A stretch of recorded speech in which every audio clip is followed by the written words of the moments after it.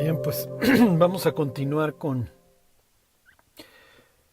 la iglesia de la Odisea y pues yo creo que hoy terminaremos este periodo de las 7 iglesias, esta parte del Apocalipsis, para luego entrar a lo que Juan vio, dijera él, después de estas cosas. Y capítulo 4 y 5, que veremos más adelante, nos dará una visión, una ventana al cielo, por así decirlo, de esas que varias veces la Biblia nos deja ver, como en el caso de la muerte de Acab, y recuerdan la cantidad de profetas ahí de falsos que están profetizándole a Acab, y hasta que finalmente es llamado Micaías, y Micaías pues cuenta cómo tuvo oportunidad de estar en el consejo de Dios. Una escena similar vive Isaías, la vemos en el capítulo 6, Ezequiel capítulo 1, y bueno, luego veremos capítulos 4 y 5 de Apocalipsis, que son muy, muy interesantes. Bueno, pues para terminar con las iglesias, pues terminamos desgraciadamente o afortunadamente con la Odisea. La Odisea nos va a dejar todavía varias enseñanzas. Y bueno, pues la semana o la última vez les estuve hablando de esta iglesia que es carente de fe, es carente de visión y hasta cierto punto es carente de pudor. Eso lo veremos hoy. El pecado es algo con lo que esta iglesia no trata. Y cuando digo no trata, no me refiero en buen sentido, sino en el mal sentido. El pecado en esta iglesia no se enfrenta, se permite, es parte de la vida diaria. Y las iglesias están llenas de pecadores, digo, todos lo somos, pero la idea es que nos enfrentemos a nosotros mismos. En palabras de Pablo, ahí en capítulo 11 de la carta a los Corintios, que nos enfrentemos, que nos juzguemos, que nos examinemos a nosotros mismos, ¿sí? Y el examinarnos a nosotros mismos va a evitar que tenga que venir a nuestras vidas la disciplina, el juicio de Dios. Y eso es obviamente pues parte del tema de la iglesia de la Odisea y lo que, bueno, más adelante vemos. Quiero, quiero arrancar con Colosenses 2.1, ahí, si mal no recuerdo, nos quedamos la última vez. Dice Pablo, porque quiero que sepáis cuán gran lucha sostengo por vosotros, y por los que están en la Odisea, y por todos los que nunca han visto mi rostro. Y aquí esto tiene mucho que ver con la visión, o sea, Pablo tiene una misión en la vida. Cuando Pablo se convierte, Pablo recibe una comisión que es dar testimonio a judíos y gentiles, principalmente a los gentiles, y y pues lo saben, hacer que las almas se conviertan de la potestad de las tinieblas, de la potestad de Satanás a Dios, y de las tinieblas a la luz. Y como el propio Pablo dijera, no fue renuente a la visión, no fue desobediente, sino que se levantó, y desde entonces fue imposible detenerlo. La única forma de detener a Pablo fue matándolo. Lo que lo movió y por lo que padeció toda su vida fue el amor a las almas. Este es el motor de él y el motor de todas las personas que han dejado el confort para servir a Cristo. Entonces, aquí lo que les quiero hacer énfasis es que las iglesias, todas estas iglesias, bueno, no solamente en lo que hoy es Turquía, las iglesias de Asia Menor, fueron el esfuerzo de Pablo, como el resto de las iglesias. Levantar una iglesia no es cuestión de mañana me paro en un sitio, me pongo a hablar y la gente se empieza a reunir. Finalmente es un trabajo de Dios. Él es el que produce en las personas que arrancan las iglesias tanto el querer como el hacer, y toma tiempo. Como el propio Pablo le escribe a Timoteo, el labrador para participar de los frutos debe trabajar primero. Y esa es la regla, y Pablo trabajó muchos años para que esta iglesia se levantara otros creyentes como Epáfras, a quien menciona la carta a los Colosenses, literalmente agoniza por esta iglesia, ¿sí? Lucha, más adelante lo veremos. Entonces, esta iglesia sabe que es producto de sangre, sudor y lágrimas, pero no lo atesoró, no lo aquilató. Y esto va a hacer que esta iglesia sea carente de visión. Y es lo que vamos a ver a continuación.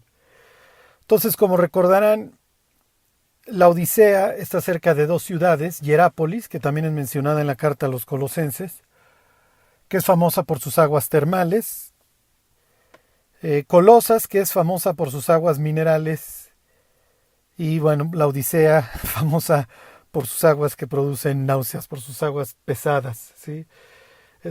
No es ni fría su agua, no son esas aguas minerales, ni son las termales, ni es caliente, sino tibia.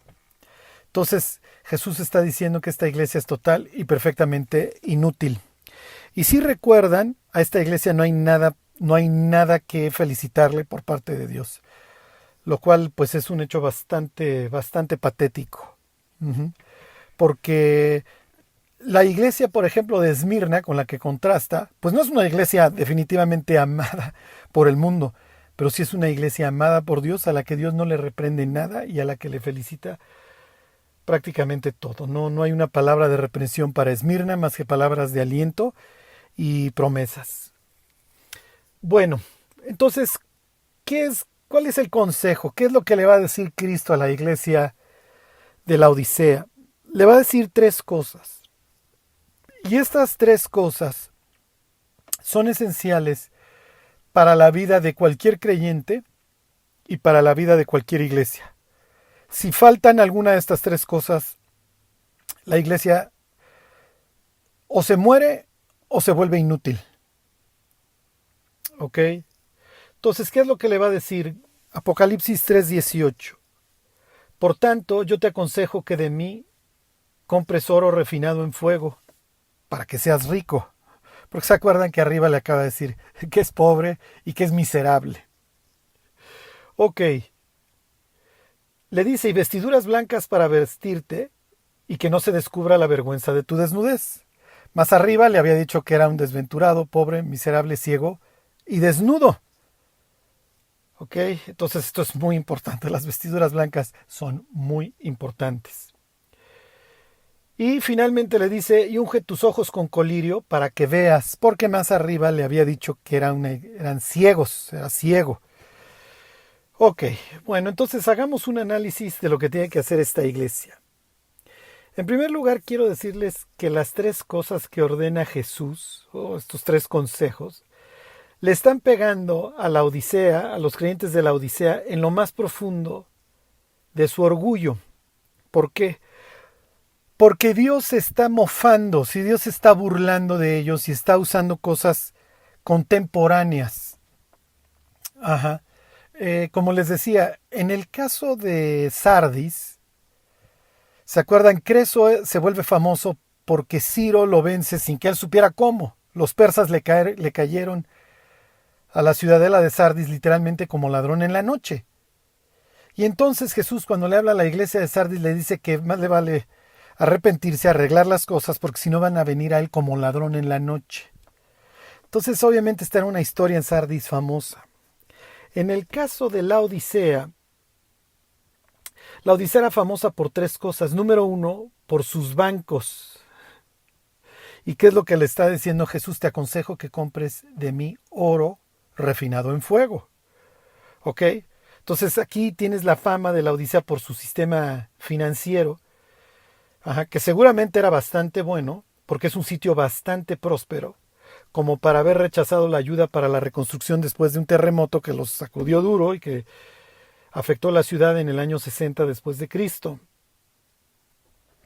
Ok, número 2. La Odisea era famosa por su lana negra para hacer vestidos.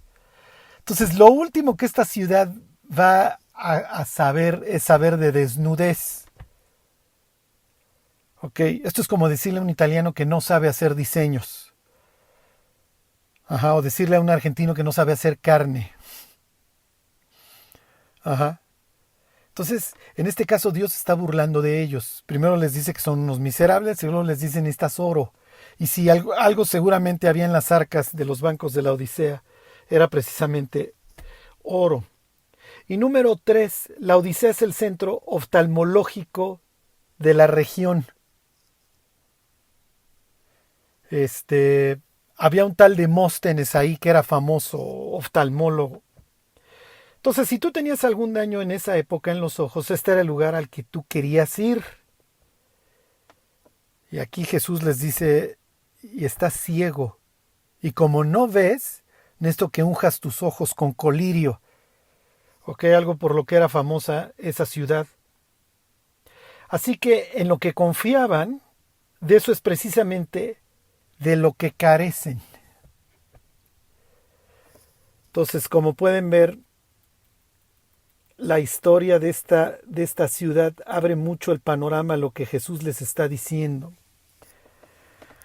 Bueno, vamos a empezar por el primero, oro refinado en fuego. Obviamente no se refiere a oro en piedra, sí, porque entonces no le pudo haber dicho a los creyentes de Esmirna que eran ricos. Si contrastas el mensaje entre la Odisea y Esmirna, los de la Odisea tienen mucho oro y ellos dicen que son ricos, pero delante de los ojos de Dios son pobres y miserables al grado de estar desnudos. Y por el otro lado, la iglesia de Esmirna, a esa le dice Jesús, yo conozco tu pobreza, tu tribulación y tu pobreza. Y luego le dice, pero en realidad tú eres rico. Entonces unos que se saben pobres delante de Dios son ricos y otros que se saben ricos delante de Dios son unos miserables. Entonces, si yo le digo a una persona que hay algo que es como el oro refinado en fuego, si la persona conoce el Nuevo Testamento, la persona me va a decir, sí, tú me estás hablando de Primera de Pedro. La fe es como el oro que se purifica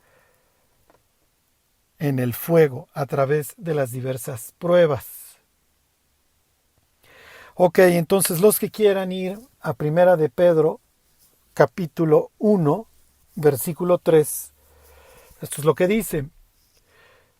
Dice, bendito el Dios y Padre de nuestro Señor Jesucristo, que según su grande misericordia nos hizo renacer para una esperanza viva por la resurrección de Jesucristo de los muertos, para una herencia incorruptible, incontaminada e inmarcesible reservada en los cielos para vosotros, que sois guardados por el poder de Dios, y aquí viene el tema, mediante la fe.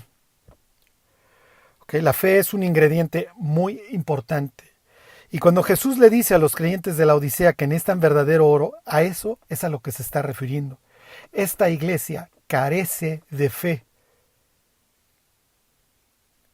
¿Por qué?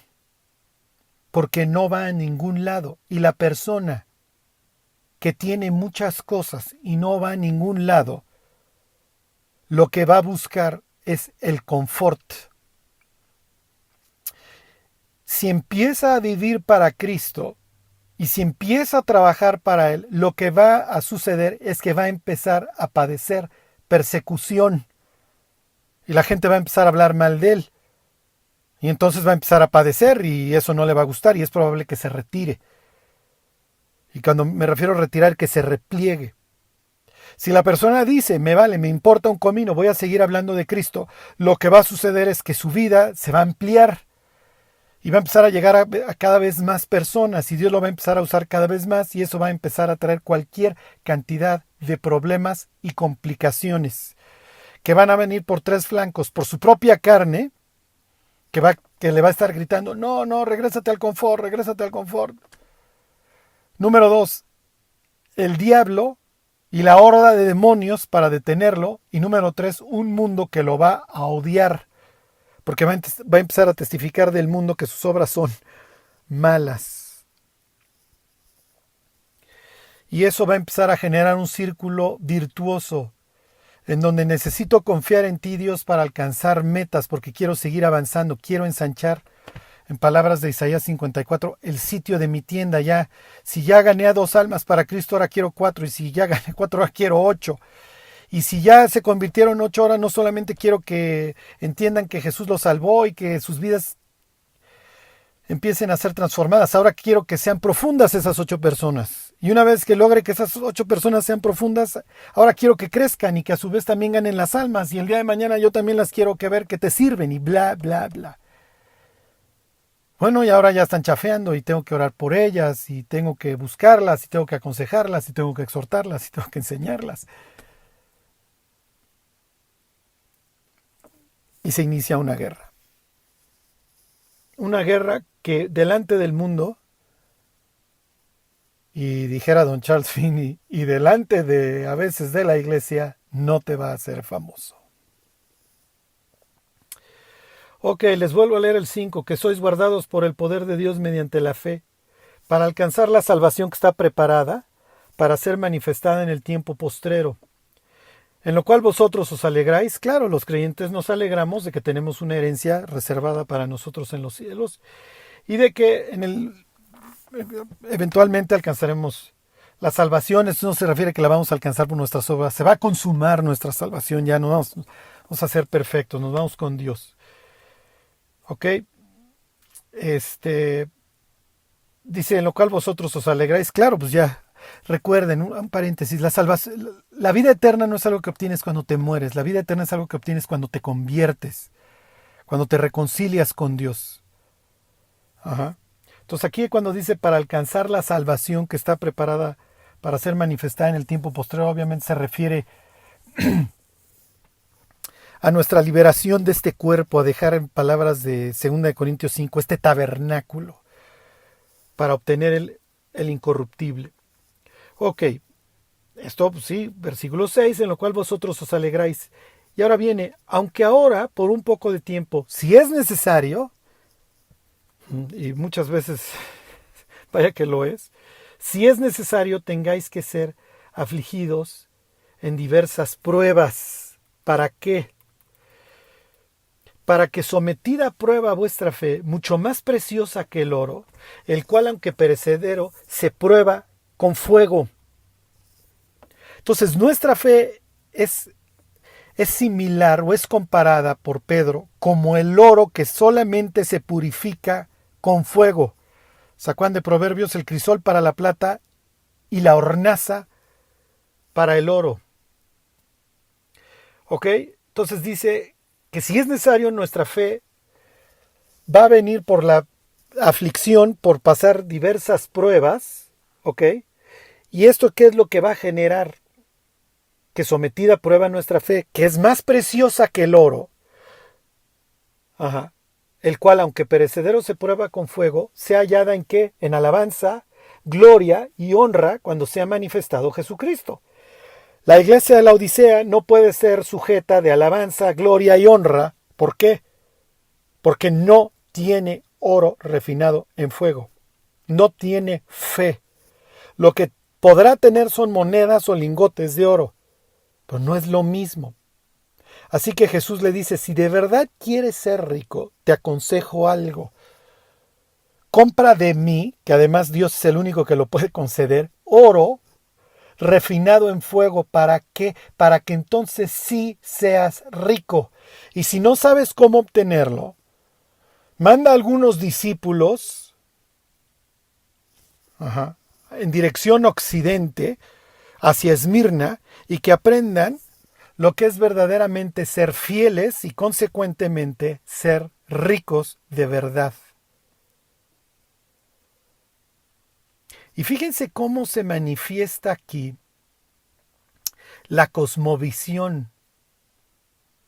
La Odisea es un sitio muy próspero. Sí. ¿Y qué es lo que genera esto? Que se crea que porque se tiene dinero entonces goza uno del favor de Dios. Y entonces la persona que no tiene bienes de este mundo, pues entonces no goza del favor de Dios. Entonces esto es un concepto total y perfectamente torcido. La idea está totalmente dañada. Y como dijera Pablo, ¿qué tienes que no hayas recibido? Y si lo recibiste, ¿por qué te jactas? Y este tema de la jactancia corre a través del mensaje de la Odisea, como lo vamos a ver. Así cierra el mensaje a la Odisea, diciendo de forma implícita: el que se humille será enaltecido y va a recibir un sitio de honor. Porque Dios hace levantar del muladar al menesteroso y lo hace sentar junto a reyes. Piensen en la oración de Ana en 1 Samuel capítulo 2. Nadie será fuerte por su propia fuerza. Entonces, aquí podemos ver un claro ejemplo de la hechicera, sí, de lo que hace Babilonia. En el Apocalipsis, los grandes de la tierra, y subrayen la palabra tierra, no los grandes ni de la iglesia, ni del cielo, ni de nada que tenga que ver con Dios. Los grandes de la tierra son los mercaderes, como hasta la fecha. Ajá. Y a ellos se les asocia ahí en Apocalipsis 18:23, obviamente con las hechicerías de Babilonia. La iglesia de la Odisea, al igual que la iglesia de Galacia, fueron fascinadas, fueron embrujadas, fueron hechizadas. Entonces realmente el hecho de que las iglesias fueran gigantescas y tuvieran unas superbutacas, en aquel entonces esto se habrá traducido en unos mármoles preciosos, columnas, lo que ustedes quieran, hacía pensar, verdaderamente tenemos una gran iglesia. O sea, pero ¿qué parámetro estás empleando? Sí, y el chiquero donde se reunían los creyentes de Esmirna, esos no tienen el favor de Dios. Y aquí el Apocalipsis presenta esta reversión de cómo vemos los hombres las cosas de Dios y cómo ve Dios en realidad las cosas. Y carecemos de visión. Y por eso es que Dios le tiene que decir a esta iglesia: no ves más allá de tus narices, no tienes visión, no entiendes. O sea, estás total y perfectamente desorientado. Haz de cuenta que te dejaron caer en el Everest en la punta y no tienes la más remota idea. Ya te dio el mal de montaña y no tienes la más remota idea ni de dónde estás ni de cómo te llamas. Eso le sucedió a esta pobre iglesia. Y entonces no tiene ningún rumbo, es natural. ¿Para qué vive la iglesia de la Odisea? No tiene la más remota idea, porque cree que es una superiglesia que tiene el favor de Dios. ¿Habrá crecido? Igual y crecía. Si tenías muchos miembros ricos, y como dice don Salomón en Proverbios, todos quieren ser amigos del rico, pues lo más probable es que fuera una iglesia bastante llena. ¿Se acuerdan de la parábola de Jesús cuando habla de las riquezas? La heredad de un hombre había dado mucho fruto. Con eso ya destruyó al protagonista de la parábola y a los peleoneros estos que dile a mi hermano que parta la herencia conmigo. Y Jesús le dice: ¿quién me puso por albacea? Guárdense de tener esta forma de ver la vida. Y entonces cuenta esta historia. La heredad de un hombre había dado mucho fruto. Y nosotros a veces lo entendemos: sí, su fábrica había dado grandes rendimientos. No, la heredad se refiere a la tierra que heredó, y la tierra que heredó un israelita es la tierra de Dios. Y Dios, entonces, como es el dueño, es el que determina si llueve o no y si da fruto o no. Jesús está hablando con jiribilla en esa historia diciendo: este hombre nunca entendió que lo que tenía se lo había dado yo, y si se lo había dado era con un propósito. Bueno, entonces, a diferencia de lo que pudiéramos pensar, lo que hace pobre o rica a una persona, o en este caso a una iglesia, es la fe. Aquí nos podemos dar cuenta cómo la presentación de Jesús del inicio del mensaje a la Odisea tiene que ver con el resto del mensaje. Jesús, el testigo fiel y verdadero, ¿se acuerdan? Es digno de confianza, es digno de fe.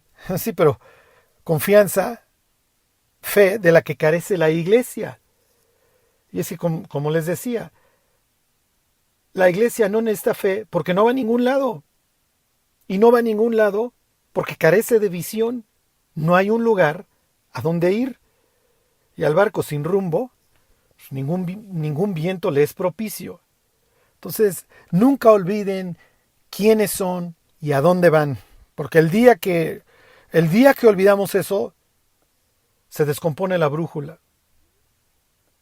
Esta iglesia no tiene oro, mucho menos refinado en fuego como el de Esmirna. Porque como les digo, para llevar a cabo los planes de Dios, vamos a tener que creer en Él. Y miren, piénsenlo, lo que le da sentido a nuestras vidas es el plan que Dios tiene para ellas. Y para alcanzarlo, vamos a necesitar de fe. Dios siempre nos va a estar estirando. Desgraciadamente, el statu quo no está en los planes de Dios. Desde que creó al hombre, le dio 2 órdenes: fructifica y multiplícate. Ahí tienen la parábola de los talentos. Cantidad de dinero en aquella época. Y cuando regresa Jesús, está esperando por lo menos un miserable 6% de regreso. Unos traen el 100, wow. Está bien, qué bueno. Acuérdense, Dios tiene esta política de delegación. Él pudiera dedicarse a predicar el evangelio. Pudiera mandar a los ángeles como lo hará durante la tribulación. Pero hoy lo hace a través de nosotros. ¿Por qué? Porque nos invitó al negocio familiar. Le gusta que sus hijos trabajen en su negocio.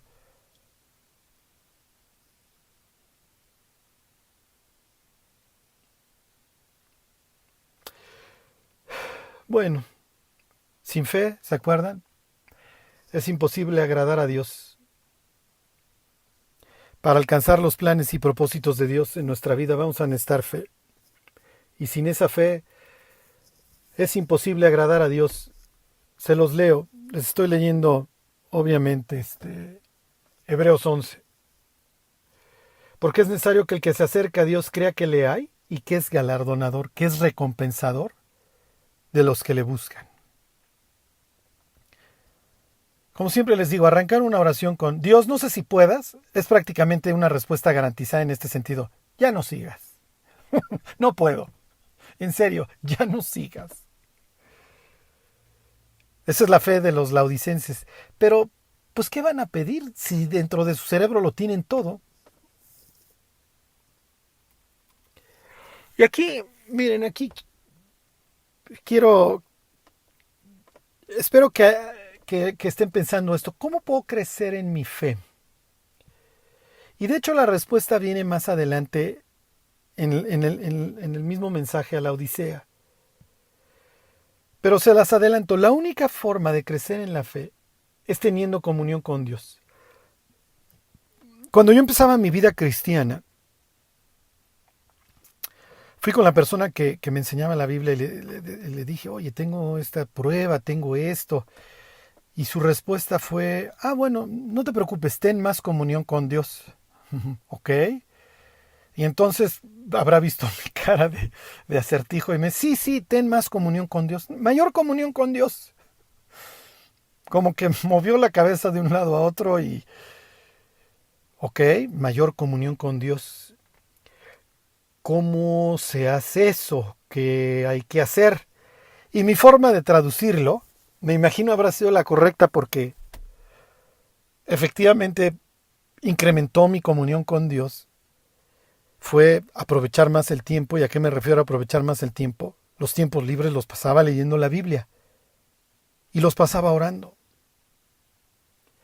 La respuesta para esta iglesia está en tener comunión con Dios, carece de ella. Y es horrible. Dice Jesús que donde 2 o más estén reunidos en su nombre, ahí está Él. Y esta iglesia parece que no se reunieran en el nombre de Jesús ya ni siquiera, al grado que Jesús les tiene que pedir permiso para entrar. O sea, no está en la iglesia, o por lo menos es lo que da a entender. Es finalmente nuestra comunión con Dios lo que nos va a sacar adelante. Lo sabían los laodicenses, lo sabían perfectamente. Les leo de la carta a los colosenses, que pudiera ser llamada también la carta a los laodicenses, porque se las tenían que ir a leer. Dice Pablo en el capítulo 1, versículo 3, siempre orando por vosotros, damos gracias a Dios, Padre de nuestro Señor Jesucristo. Entonces estos sabían que había que estar orando. Les leo el 1.9. por lo cual también nosotros, desde el día que lo oímos, no cesamos de orar por vosotros y de pedir que seáis llenos del conocimiento de su voluntad, en toda sabiduría e inteligencia espiritual. Entonces, estos, los de la Odisea, saben que hay que estar orando, que hay que estar buscando a Dios. Dice Colosenses 4:2, perseverad en la oración, velando en ella con acción de gracias. Bueno, es exactamente lo que no hicieron los creyentes de la Odisea. Porque, están las arcas llenas y entonces no necesitamos nada. No. Entonces pídele a Dios que te dé visión para ver qué vas a hacer y cómo vas a fructificar y multiplicarte de manera espiritual. Algo debes de tener por alcanzar, algún reto espiritual debe de poner Dios delante de ti. Fíjense esta hermosura de versículo, y digo hermosura porque no soy Epafras, porque este hombre debe haber tenido callos en las rodillas. Dice Colosenses 4:12, os saluda Epafras, el cual es uno de vosotros, siervo de Cristo, siempre rogando encarecidamente por vosotros en sus oraciones, para que estéis firmes, perfectos y completos en todo lo que Dios quiere. Entonces Epafras es un jugador importante en estas iglesias de Hierápolis, de la Odisea, de Colosas. Les leo el siguiente versículo. Porque de él doy testimonio de que tiene gran solicitud por vosotros, y por los que están en la Odisea, y por los que están en Hierápolis. Pero les quiero hacer énfasis en la palabra rogando. La palabra rogando, encarecidamente por vosotros, la palabra rogando es, en griego, agonizomai, que viene de una raíz agón, la misma raíz de agonizar. Entonces esta palabra agonizomai implica luchar, contender, esforzarse para lograr algo, luchar, pelear. Este es el testimonio que tenían los creyentes de la Odisea, el de Epafras, que se la vivía luchando por ellos. Pero estos decidieron no luchar por nada, por eso son pobres delante de Dios. Les voy a leer la Reina Valera actualizada. Los saluda Epafras, quien es uno de ustedes, siervo de Cristo, siempre solícito por ustedes en oración. Les leo la Biblia de las Américas. Epafras, que es uno de vosotros, siervo de Jesucristo, os envía saludos, siempre esforzándose intensamente. Siempre esforzándose intensamente. Ahorita les voy a decir en qué acaba esto. Versículo 12, les manda saludos, la nueva versión internacional. Les manda saludos Epafras, que es uno de ustedes. Este siervo de Cristo Jesús está siempre luchando en oración por vosotros. Entonces es triste ver esta iglesia, que cómo nació por la fe y el esfuerzo y la lucha de otras personas. Y ellos, pues simple y sencillamente dejaron de luchar. Su comunión con Dios era nula, entonces no oro y pues tampoco paso tiempo con la Biblia, porque pues ya con que el pastor pues más o menos la sepa, pues el resto de nosotros pues ahí la podemos ir llevando. No. La iglesia está formada por cada uno de sus integrantes. Fíjense lo que les había escrito Pablo. La palabra de Cristo more en abundancia en vosotros. Entonces, tienes personas en esta iglesia que pasan los años y que les dicen, a ver, busca Isaías, y no lo encuentran. Necesitamos pasar tiempo con la Biblia. Acuérdense de las instrucciones a Josué. Nunca se apartará de tu boca porque tenían que leer en voz alta, ¿se acuerdan? De tu boca este libro de la ley, sino que de día y de noche meditarás en él. ¿Cómo arrancan los salmos? Misma idea. Sino que en su ley medita de día y de noche. Y la consecuencia, será como árbol plantado junto a corrientes de agua, no será un laodicense miserable, pobre, ciego y desnudo. Antes de morir les dice lo siguiente Moisés en Deuteronomio 32:47, se los dice a su pueblo, no le hicieron mucho caso. Dice, porque no es cosa vana, se está refiriendo a la ley, a la Biblia, porque no es cosa vana, es vuestra vida. ¿Ok? La Biblia no es cosa vana, es tu vida, es mi vida, es nuestra vida. Porque no es cosa vana, es vuestra vida. Y por medio de esta ley haréis prolongar vuestros días sobre la tierra donde vais, pasando el Jordán para tomar posesión de ella. Pues no les duró tanto el gusto. Ok. Los famosos productores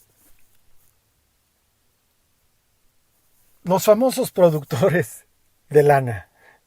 Lana en sentido figurado de dinero y lana para vestirse. Son invitados por parte de Jesús a que compren ropas, a que se vistan, a que se tapen y no se vea la vergüenza de su desnudez. Obviamente, si pensamos que las vestiduras blancas implican pureza, pues estaría bien. Pero ¿qué implica que estos estén desnudos? Implica que aquí hay una total ausencia de pudor. ¿Y a qué me refiero? Que estos ni siquiera son como Adán y Eva que se fueron a esconder. Estos ya toleran el pecado, pues si así está el mundo, pues pudrámonos con el mundo, y si pues el mundo permite estas cosas, pues igual y no están tan mal. Y este tema de las vestiduras blancas es un tema que se toca todo el tiempo en el Apocalipsis. ¿Se acuerdan de Sardis? Pero tienes unas personas que no han manchado sus ropas y andarán conmigo en vestiduras blancas, con vestiduras blancas. Ok, los 24 ancianos, en el cielo, en frente al trono, están vestidos ¿de qué? Pues no puede uno llegar a Dios con la ropa toda vomitada, sucia, apestosa, hecha garras.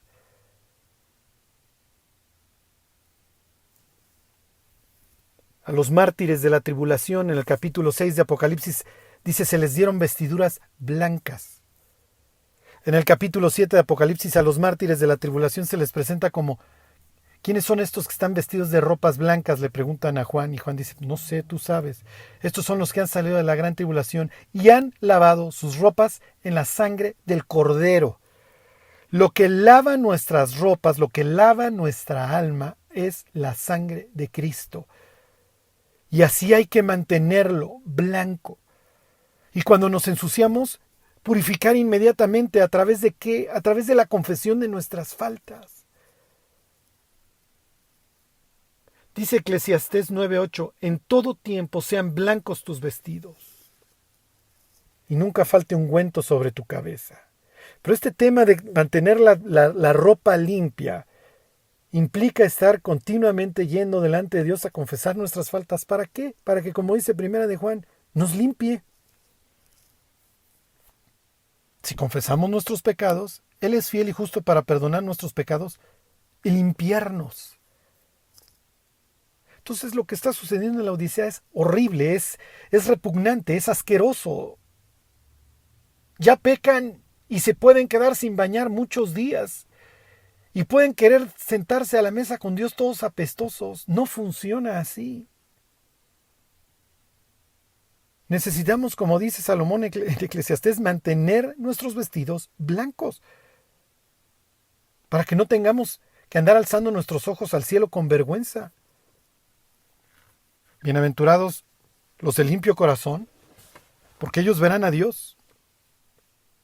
Entonces aquí tenemos un tema que implica que en la Odisea el pecado no se enfrenta. No, pues tú sigue pecando, sigue fornicando, sigue lo que sea, síguete drogando, sigue emborrachándote. Sí, pero esto es gravísimo, porque esto implica un tropiezo para los incrédulos, y un tropiezo espantoso. Y con esto yo no les voy a decir que vamos a ser perfectos. No, pero sí tenemos que tener una aspiración a ser, tenemos que tener esta hambre de sed y de justicia. Y si pecamos, confesar. Confesar, confesar, confesar. Y habrá veces que confesemos 5 veces, 10 veces, 20 veces al día. Así es la vida. Así es la vida del cristiano. Pero en la medida que nosotros vamos enfrentando nuestros pecados y los llamamos como lo que son, y nos ponemos de acuerdo con Dios, Dios va generando en nosotros madurez. Y ni modo, pues tienen que venir las pruebas y tiene que venir la disciplina. Obviamente aquí tenemos una reminiscencia al Génesis 3. Adán y Eva se escondieron porque ahora había cosas que esconder. ¿Se podían esconder de Dios? Todas las cosas están abiertas y desnudas ante aquel a quien tenemos que dar cuenta. Pero Cristo nos vistió. Como dice Pablo en Gálatas 3, porque todos los que habéis sido bautizados en Cristo, de Cristo estáis revestidos. Y el día que estemos en la presencia de Dios, ¿podremos estar delante de Él sin ser fulminados? Porque estamos revestidos de Cristo. Esto es muy grave, esto es muy, muy grave. Y yo no creo que haya algún creyente que ame a Dios en su sano juicio que se jacte de sus pecados y que salga a publicarlos No. O sea, yo creo que todos queremos y le agradecemos a Dios que nuestras faltas las hayan sido sepultadas y que cuando nos mire a Cristo y que estamos revestidos de Él. Y eventualmente seremos perfectos, nunca más volveremos a pecar. Mientras tenemos que mantener esta hambre y sed de justicia. Y si pecamos, confesar. Ir delante de Dios y decirle: Dios, hice esto, no me puedo esconder de ti, ni lo pretendo hacer, perdóname. ¿Qué hace Cristo cuando confesamos nuestras faltas?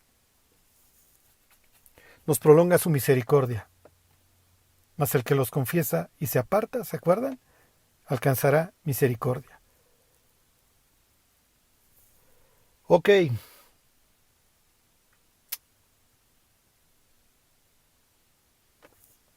Fíjense lo que decía la carta a los Colosenses. Vestíos, pues. Es el capítulo 3, versículo 12. Bueno, pues definitivamente estos no le hicieron caso a nada de lo que venía en la carta. Ni oraban con perseverancia, ni se esforzaban, y tampoco se vistieron. Se vestíos pues como escogidos de Dios, santos y amados, de entrañable misericordia, de benignidad, de humildad, bueno, olvídense de humildad ahí, de mansedumbre, de paciencia. Este era el traje que se tuvieron que haber puesto. De escogidos de Dios, de santos, de amados. Pero les gustó al mundo. Y finalmente, el colirio. Y les voy a hacer referencia a la carta a los Colosenses. En el capítulo 1, ¿cómo termina el capítulo 1 de la carta a los Colosenses? Como les digo, esta iglesia no ve más allá de sus narices, no hay nada que alcanzar. Esto es un desastre. Fíjense, Colosenses 1:24. Ahora me gozo en lo que padezco por vosotros, y cumplo en mi carne lo que falta de las aflicciones de Cristo por su cuerpo, que es la iglesia, de la cual fui hecho ministro según la administración de Dios que me fue dada para con vosotros, para que anuncie cumplidamente la palabra de Dios. El misterio que había estado oculto desde los siglos y edades, pero que ahora ha sido manifestado a sus santos, a quienes Dios quiso dar a conocer las riquezas de la gloria de este misterio entre los gentiles, que es Cristo en vosotros, la esperanza de gloria.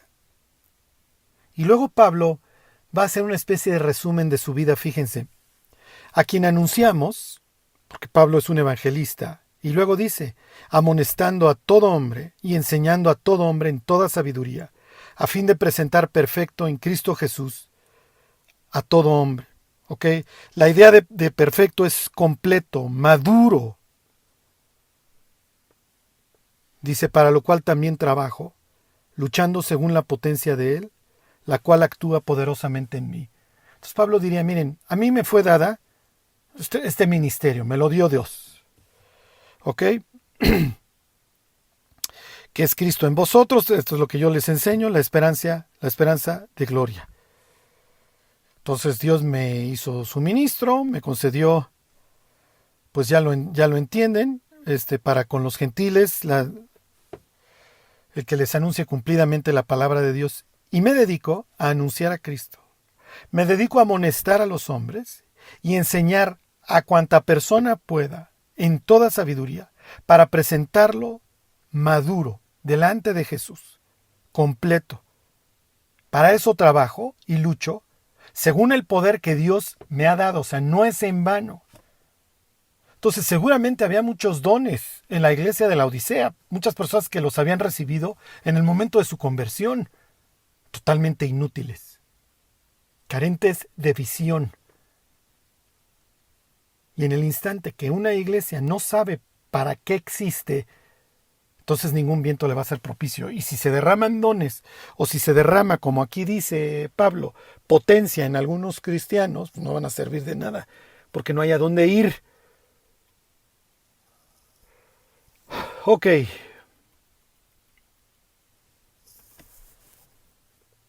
3:19.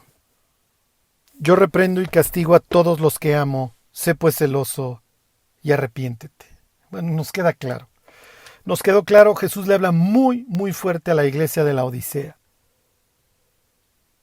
Pero, a pesar de cualquier cosa, Dios sigue tratando a esta iglesia como hijos.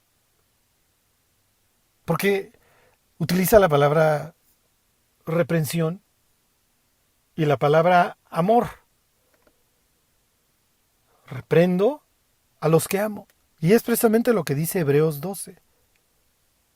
Dios, al que recibe por hijo, azota. Y si Dios no reprende, es porque no ama.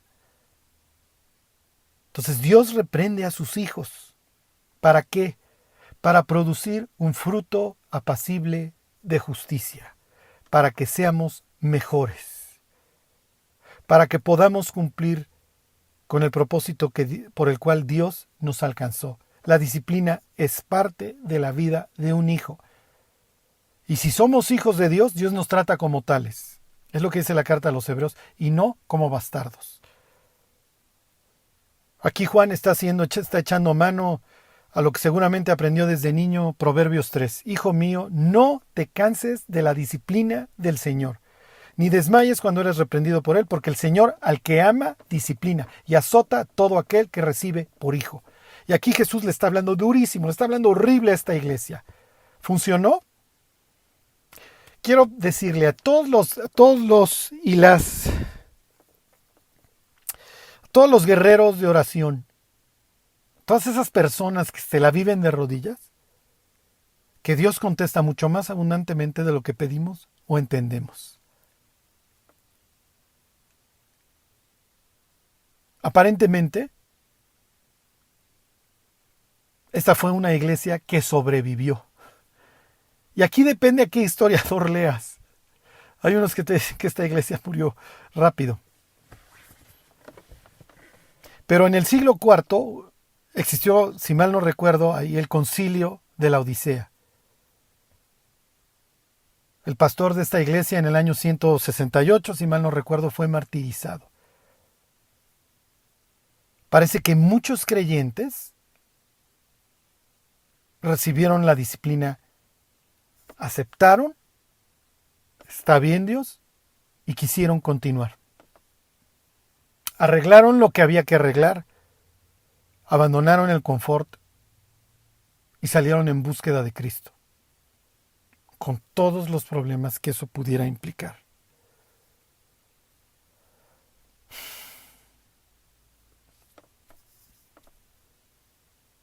He aquí, dice Jesús, yo estoy a la puerta y llamo. He aquí es una expresión de mira. Ahora bien, si fuera hebreo la palabra sería gine, que hasta la fecha cuando alguien paga es aquí, tenga. He aquí. Observa. Yo estoy a la puerta y llamo. Si alguno oye mi voz y abre la puerta, entraré a él, cenaré con él y él conmigo. ¿Qué está implicando esto, entre otras cosas? Vamos a tener comunión. Para los antiguos, la mesa era algo que compartías únicamente con las personas de tu círculo. Cuando nosotros leemos que los fariseos se enojaron porque Jesús comió con los pecadores, por lo menos yo decía, pues ¿qué importa? O sea, ¿a ti qué te importa? O sea, en México cualquiera come con el político corrupto. Y, y allá no. Allá sentarte a la mesa es porque tú eres de mi círculo.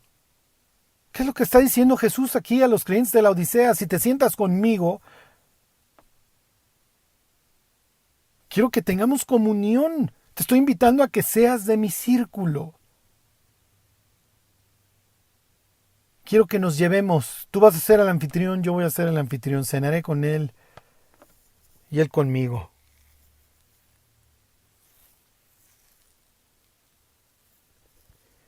Y luego, al que venciere le daré que se siente conmigo en mi trono, así como yo he vencido y me he sentado con mi Padre en su trono.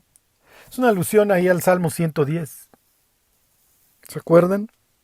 Dijo el Señor a mi Señor, siéntate a mi diestra. Por eso les decía que esta idea de la humillación y la exaltación corren a lo largo de este mensaje. Porque tienes a alguien que es rico, pero que realmente es pobre, pero puede obtener un sitio de honor. Pero para eso se va a tener que humillar. Humillaos pues bajo la poderosa mano de Dios. Y Él los exaltará cuando fuere tiempo, ¿se acuerdan? Porque el que se humilla será enaltecido. Entonces primero Dios les da con todo. Tú dices que eres rico, que te has enriquecido, que no tienes necesidad de ninguna cosa. Luego viene las palabras durísimas, pero tú no sabes que eres un desventurado, miserable, pobre, ciego y desnudo. Así que te aconsejo que hagas estas tres cosas. Compra oro, porque es realmente miserable. Vístete, porque realmente estás desnudo. Y unge tus ojos, échate unas gotitas de coliro, porque estás total y perfectamente inútil, carente de visión. No tienes la más remota idea dónde vas. Sé pues celoso por la verdad. Así como eres celoso por el deportista, la playera del fútbol, por el partido político, por tu candidato, ten ese mismo celo para observar tu vida y eso te va a llevar a una conclusión, a que te tienes que arrepentir. Si con la misma vara con la que examinas a los que no quieres, examinas tu vida, te vas a acabar arrepintiendo y eso te va a llevar a humillarte. Y eso te va a llevar a bajarte de tu trono, abrirme la puerta, servirme la mesa. ¿Y qué crees? Eso te va a dar un sitio de honor conmigo. Y te va a llevar a tener una vida no sin problemas, pero sí con sentido.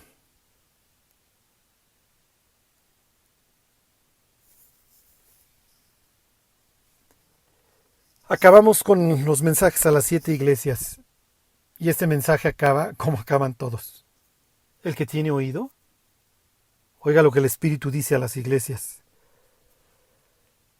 Cuando lleguemos al cielo, y parece que nos falta mucho para eso, va a ser fascinante conocer a personas de estas 7 iglesias. No sé si allá vamos a contar testimonios o historias, pero sería muy interesante ver qué pensaron los cristianos de la Odisea y muy alentador ver a todos los que respondieron, a todos los que salieron ese día chillando después de leer la carta y le rogaron a Dios que les diera fe, una fe más preciosa que el oro, que los llevara a ver el pecado con los mismos ojos con los que Dios lo ve y que les diera visión. ¿Para qué me rescataste, Dios? ¿Cuál es el sentido de mi vida? ¿Qué quieres que haga? ¿A dónde voy? Dame sabiduría y dámela sin reproche, entendí. Y quiero terminar con unas palabras.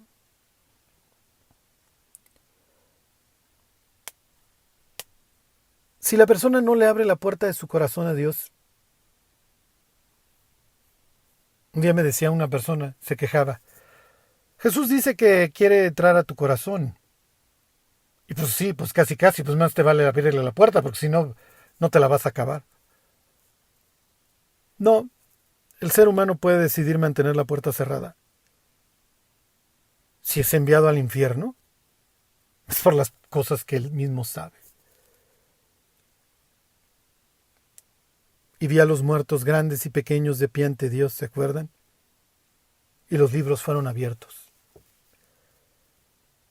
La persona que decida dejar pasar a Dios y no abrirle la puerta de su vida, irá al infierno a pagar por lo que él sabe. Y si no se acuerda,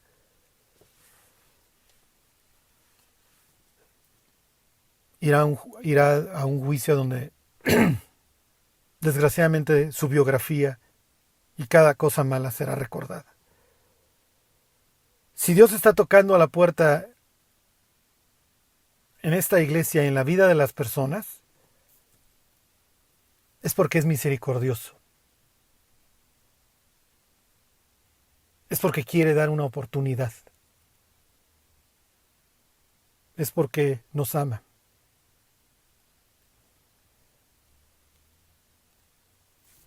Les vuelvo a leer el versículo de Colosenses,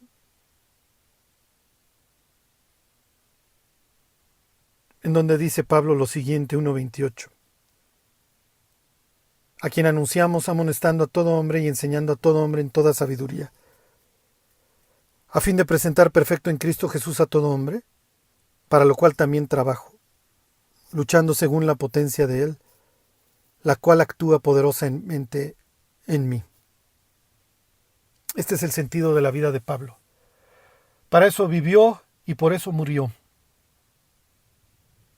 Acuérdense, ¿para qué viven? ¿Cuál es el sentido de su vida? Cuando mueran, ¿por qué querrán ser recordados? Que Dios los bendiga. Y se alegró el pueblo por haber contribuido voluntariamente, porque de todo corazón ofrecieron a Jehová. Primera de Crónicas 29:9. Si deseas ofrendar para nuestro trabajo misionero, te invitamos a que des clic en el enlace que estamos dejando en la descripción de nuestras redes sociales. Ve y sé bendición. Gracias.